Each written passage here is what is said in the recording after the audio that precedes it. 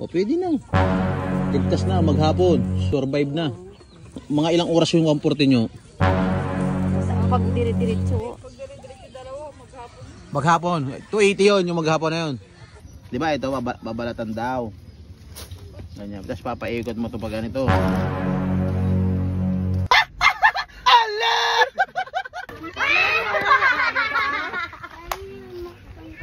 Ito talaga ang buhay. Ito talaga ang totoong buhay probinsya. Hay muna kayo, amang. Oo. Kita nyo. Yakapin mo man. Ba't umiiyak? Akis kayo. Wadya kami na. Ang sapat nila te. Ba't tayo pupunta ng mga misunikus kasi? Magandang araw sa inyo mga kaalab natin dyan. Ngayong araw, nandito tayo ngayon sa Pangasinan kung saan lumaki ang aking asawa. At ngayon, ipapakita natin kung anong pamumuhay nila rito. Parang ano? Siyempre kapag tayo nagkakita-kita ulit tayo dito, at least nagkakakilala na tayo dito. Ayun o. Ganyan po kung paano gawin. Ang tawag yan, kartel. Kartel. Paano ba? Pinapalaman nyo? Pinapalaman muna ninyo? Oh, yan. Nilalagay sa ilalim. Lalagay sa ilalim, ganun. Tapos ito pag maiksi na, isusuldom. Anong isusuldom sa Tagalog? Sa Tagalog kasi ang ating mga viewers ay mga Tagalog. Ano po? Idudugtong. Ay, dudugtong, hindi susudom. Yung dulo ng Pangasinan isusuldom. Isusuldom. Ito yung sampol. Sampol. Huli. Huli. Alin huli? Patingin po. Huli. Yung huli. Na pinalaman ng una. Tapos maliit na, kaya dudugtungan, ilagay sa ilalim. Tapos ganyan. Oh. Tapos ipipik, iikot. Ayun. Di ano na naman, malaki na naman. Lagyan ng talaid. Tapos kapag po natapos siya, ganito na siya. Tapos ibibinta nyo magkano naman to? 140. 140. Di may 140 na kayo sa maghapon. O pwede na, magligtas na yung maghapon nyo. May ulam at bigas na. Ano? Bigas lang yun. Bigas lang yun, 2 kilo. 60 na ngayon ng kilo eh. 55 lang. 55. Nakakailang gawa kayo sa isang araw niyan? Dalawa. Di 140, di 280. O pwede na. Ligtas na maghapon. Survive na. Tawid na yan. Tawid pang kabuhayan. Oo. Purpose. Ayun na pinaka-purpose nyo. Nakita nyo sa hirap gawin nyo. Mga ilang oras yung 140 nyo. Pag dire-diretso. Maghapon. 280 yun, yung maghapon na yun. Patigil-tigil, hinto-hinto. Siyempre, pag nagmamaritis, nagtitilok. Nagtitilok. Pero pag ganyan si Baye magkartel, sa isang bandal lang ako. Parang kung titingnan lang po, parang ang madali lang siya, no? Ganito, maski ulan. Ilulubid pa ito noon. Di ba buo na po ito? Ano man ang ginagawa nila dito? Pag ganyan. inaano sa Mga upuan. Sa mga upuan, yung mga furniture. Mga ganun po. Ito na yung nabuo nyo. Magkano isang ganito? 140. Yung puti. 100. Pag ganitong kulay ho, 140.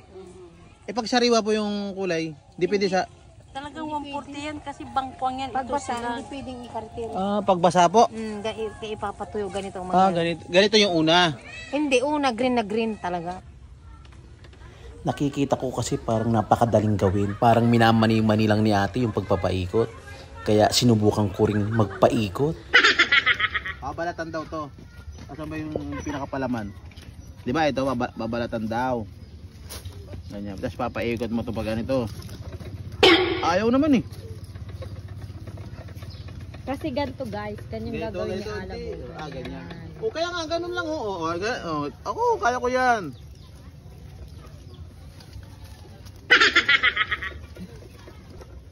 Di ba ganun kabilis lang ayaw.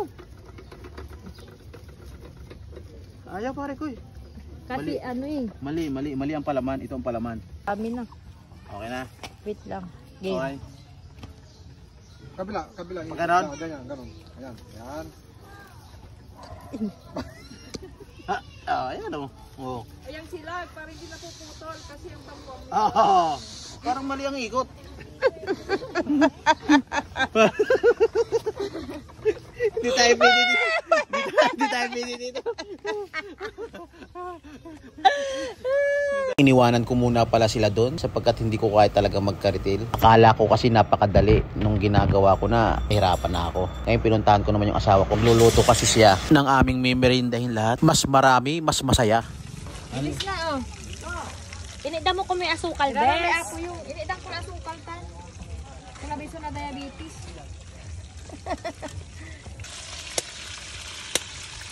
Oh.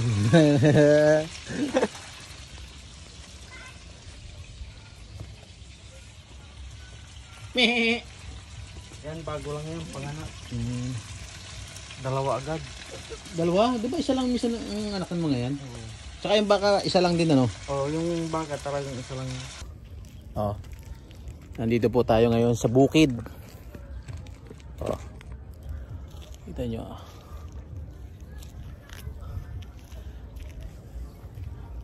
Ayan, mga kalab, may sasabihin ako sa inyo. Ito'y pawang katotohanan lamang ang aking sasabihin ngayon. Sapagkat kung ito'y nararanasan nyo, masaya kung ganon. Tingnan naman yun, nasa probinsya ko ngayon. Oh. Payapang payapa, banayad, tahimik, nakakatanggal ng stress kung may stress ka. Paligid pa lamang. Paminsan-minsan din kailangan din natin ng peace of mind sapagkat napapagod tayo, nahihirapan tayo, yung ating katawan, ganon din yung ating pag-iisip, kaya kailangan din natin ng pahinga. Hindi man natin kailangan gumastos ng malaki, yung ma-charge tayo, okay na yun, sapat na yun.